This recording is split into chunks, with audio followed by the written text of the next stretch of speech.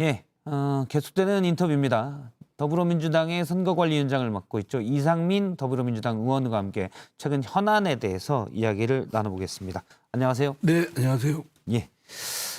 먼저 가장 큰 현안이 이른바 고발 사주 의혹이죠. 뭐 여러 가지 의혹들이 자꾸 막 나와서 여야에서 서로 제기해서 저희가 좀 분리해서 보겠습니다. 이른바 제보자 의혹과 그다음에 작성자 의혹인데 최근에 이제 야권에서는 제보자 의혹으로 자꾸 키우고 있는 모양새입니다. 박지원 국정원장이 제보자를 만난 걸 두고 얘기를 하고 있는데 특히 이번에는 박 원장을 지난 8월 12일 날 만나기 전날 8월 10일 저녁에 제보자 조 씨가 100여 건의 파일을 다운로드 받았다. 그러면 뭐 정황상은 국민의힘 주장은 그거죠. 박 원장에게 보고하려 하는 것 아니냐. 앞서 있었던 이제 김재원 최고위원도 그런 취지로 얘기를 했습니다. 어떻게 보십니까? 글쎄요, 사안의 진상이야. 예. 뭐 그 관계자들만 알겠지만 예. 지금 뭐 드러난 거는 박지원 원장이 그 조성은 씨를 만났다는 것. 예. 그리고 조성은 씨가 그와 별개로 뭐 파일을 다운 받았다는 거. 그거 아니겠습니까? 예. 근데 그 연관성이 뭐 전혀 제시된 바도 없고 드러난 것도 없고. 그냥 시간적으로만 그냥 있었다. 제가 볼 때는 그 두 사실을 그냥 자기적으로 어거지로 이렇게 묶어놓는 것이 의도가 뻔하죠. 지금 이 사건의 본질은 검찰이 도저히 해서는 안 되는, 검사로서 해서는 안 되는 예. 오남용, 권한 오남용을 했다. 고발 사주를 야당한테 했다라는 의혹이니까 그것이 진부가 어떠냐. 그리고 그것이 어느 정도 드러나 있어요. 예.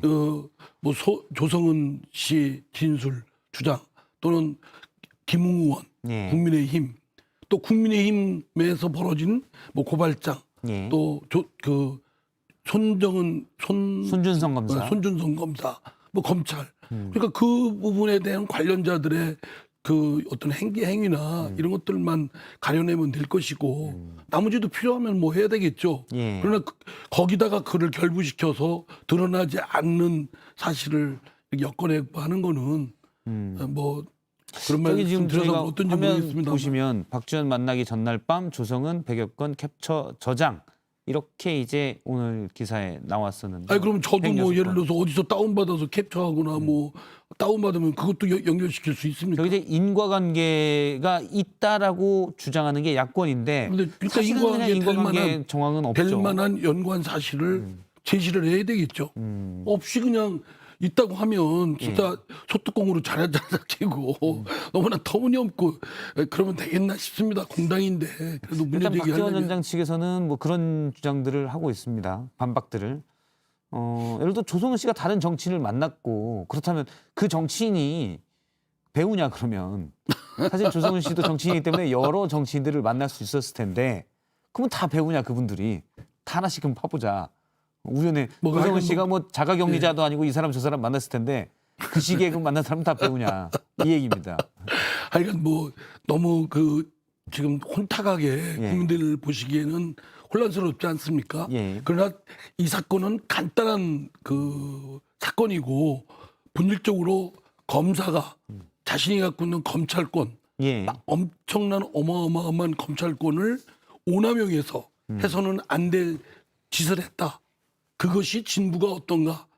관련되는 국민의힘 의원도 있고 또 예. 조성은 씨도 있고 또 손아무개 검사도 있고 국민의당 관계자도 지금 뭐 이렇게 거론되고 있고 그렇다면 이분들에 대해서 먼저 1차적으로 지금 공수처에서 수사를 하고 있지 않습니까? 예. 그 진부에 집중을 해야 된다고 생각됩니다. 공부 못하는 사람 학생들이요 주로 어떻게 하냐면 영어 시간에 국어 공부하고 국어 시간에 수학하고 수학 시간에 영어합니다. 딴짓들을 합니다.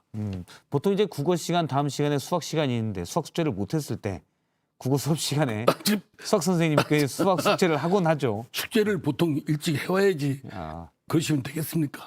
뭐 극소수의 모범생들만 그렇게 하는 거고요. 알겠습니다. 대신 이제 저도 앞서 이제 김재원 최고위원 얘기도 그런데 국민의힘 측의 입장을 들어보면 지금 여권에서 자꾸 말씀하신 대로 손준성 검사가 검찰의 정보를 이용해서 고발장에 관련된 정보를 김웅 의원에게 야당 당시 정치인에게 전달했냐가 핵심인데 관리 책임 정도만 있을 수 있는 윤석열 후보를 자꾸 개입해서 얘기하는 건 이건 무리한 정황 아니냐. 막 그렇기 때문에 우리도 그냥 밥 한 번 먹었을 뿐이 국정원장을 자꾸 얘기하는 거다. 여권의 주장과 사실 똑같은 거 아니냐. 예. 이게 이제 야권의 또 주장이거든요. 제가 들어오기 전에 이제 김재원 의원하고 김정진 의원이 예. 맞대기라는 걸 잘 들었습니다. 그 김재원 국민의힘 최고위원 말씀에 대해서 제가 말씀드리면 예. 그냥 손아무개 검사가 김웅 의원한테 전달해준 그 고발건 예. 또는 김웅 의원이 뭐 이렇게 해서 결국 제기된 고발건이 예. 뭐 지나가는 행인에 대해서 쓴 게 아니라 바로 그 손아무개 검사의 상관인 예. 직속 상관인 윤석열 당시 총장 검찰총장의 가족과 관련된 의혹건들이 대부분이었습니다. 그렇기 때문에 손 검사가 자기와 관련된 사건도 아니고 자기의 직속 상관에 관한 사건을 고발을 야당 의원을 통해서 하게끔 했다라고 한다면 윤석열 당시 검찰총장에 대한 의혹, 예. 의심을 안 할 수가 없죠. 듣고 보니 또 그렇군요. 그러니까 손준성 검사가 그냥 저기 어디 사는 김 씨의 관련 고발에 이것 좀 김웅 의원에게 이것 좀 당시 김웅 후보자죠. 이것 좀 고발해줘 했으면 해당 검사의 일탈일 수 있는데 그렇죠. 같은 건물에서 근무하는 검찰의 수장. 바로 직속 직속 상관. 검찰총장 아니겠습니까? 예. 그 가족과 관련된 사건입니다. 말하자면 누구든지 그 본인의 가족과 관련된 거는 굉장히 내밀하기 때문에 예. 웬만하면 사실 다른 사람이 범접하거나 다루기가 어렵죠. 물론 이제 현재 저희가 송 검사가 해당 고발장에 관여돼 있다라는 걸 전제로 하고 있는데 그리고 그렇게 믿기에 충분한 정황들이 좀 많이 나왔는데 일단 손준성 검사는 역시 관여되지 않았다고 재차 사실은 부인한 바가 있습니다. 제가 보니까 검사나 예. 판검사들 법정에서 막 혼내거든요. 예. 거짓말하지 말라고. 근데 대체로 제가 보니까 판검사 출신들 예. 또 법률가 출신들이 거짓말을 하는 걸 많이 봤습니다. 예. 일단 뭐 거짓말할 수 있다라는 말로 듣고요. 더 잘할 수 있죠.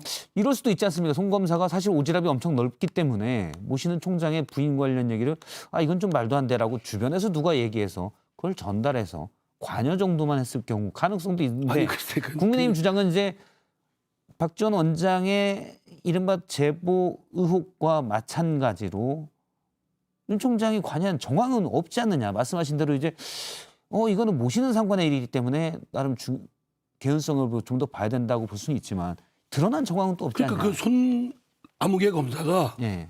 그 상황을 충분하게 해명을 해야죠.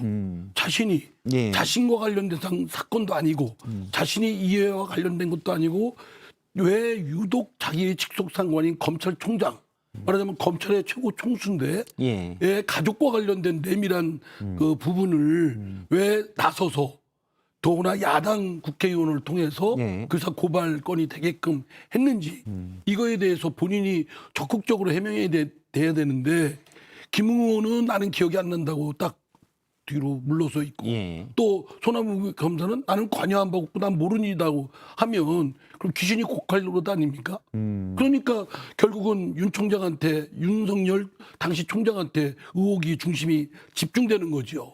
사실 정황이 있는지 없는지 거기에 대한 어떤 합리적인 설명은 손준성 검사가 해야 된다라는 말씀이시죠. 그렇죠. 다만 손준성 검사는 이제 그런 사실이 본인이 관여한 바가 없다고 얘기하기 때문에 손준성 검사의 주장대로라면 본인이 사실 그 정황을 설명할 수가 없어요. 관여한 그럼 바가 없다고 본인이 얘기하니까. 발신 번호라든가 지금 드러난 여러 가지 정황들이 있지 않습니까? 예. 발신에 의해서 텔레그램으로 보내고 한 등등 뭐 이런 등등에 대해서 해명을 해야죠. 그럼 누가 뭐 발신 번호를 도용했다든가 또는 뭐 그때 당시 잠깐 누가 폰을 빌려갔었는데 그렇죠. 그분이 했는지도 모르겠다.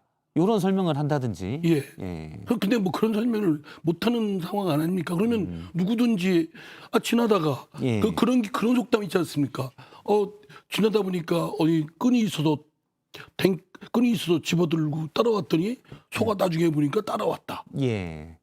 그러면 그게 말이 되겠습니까? 그게 그러면 소가 절로 따라온 겁니까? 끌고 갔으니까 따라온 거지. 소가 웃을 얘기죠. 예. 네, 알겠습니다. 저 민주당의 그 대선 경선 네. 얘기를 해보겠습니다. 선관위원장을 맡고 계시니까요. 지금 1차 수포이크까지 지났습니다. 이재명 후보가 1차 수포이크까지 51.4% 과반을 넘는 표를 가지고 있고요.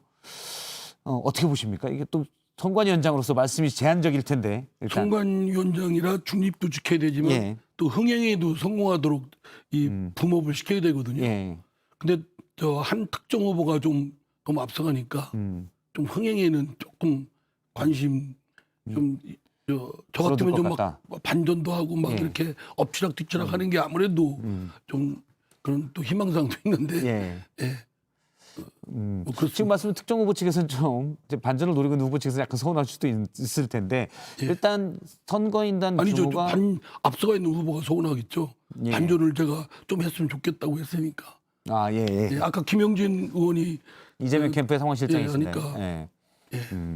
물론 뭐 근데 앞서가니까 좀 더 그렇게 생각하면 뭐 또 말씀이 받아줄 수 있죠. 중의적이신 게 이제 2위 후보 입장에서 보면은 반전의 가능성이 줄어들었다. 그래서 아쉽다란 말이 줄어들었다는 현실 인식에 실망할 수가 있어서. 예. 아니 그런 뜻 아닙니다. 그렇습니까?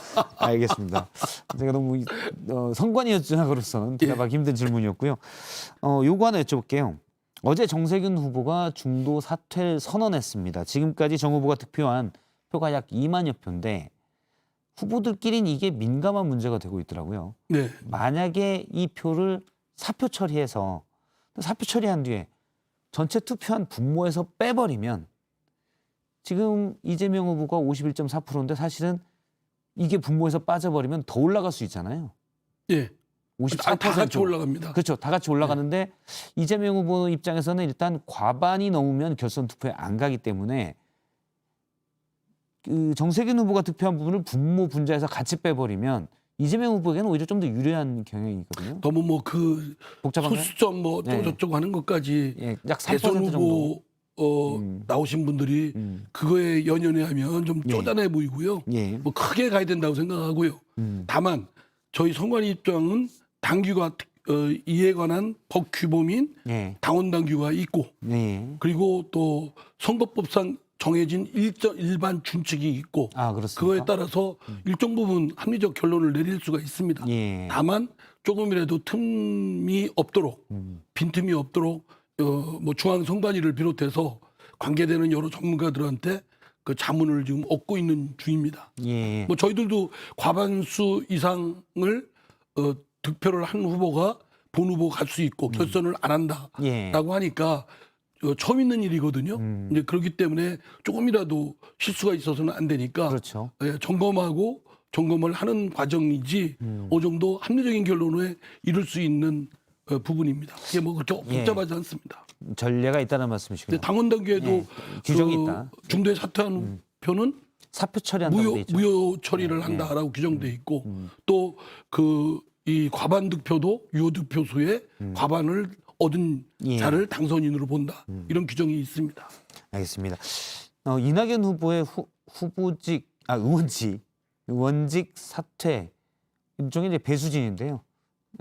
선관위에서는 어떻게 보십니까 이게? 그래서 뭐 제가 각 후보가 택한 정치적 결단에 대해서 평가할 입장은 아니고요. 예.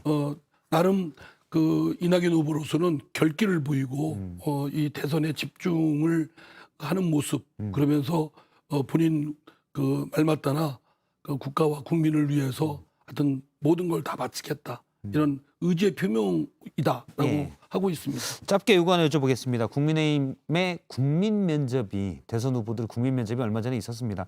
면접관으로 뭐 진중권 전 교수가 나오기도 했고요.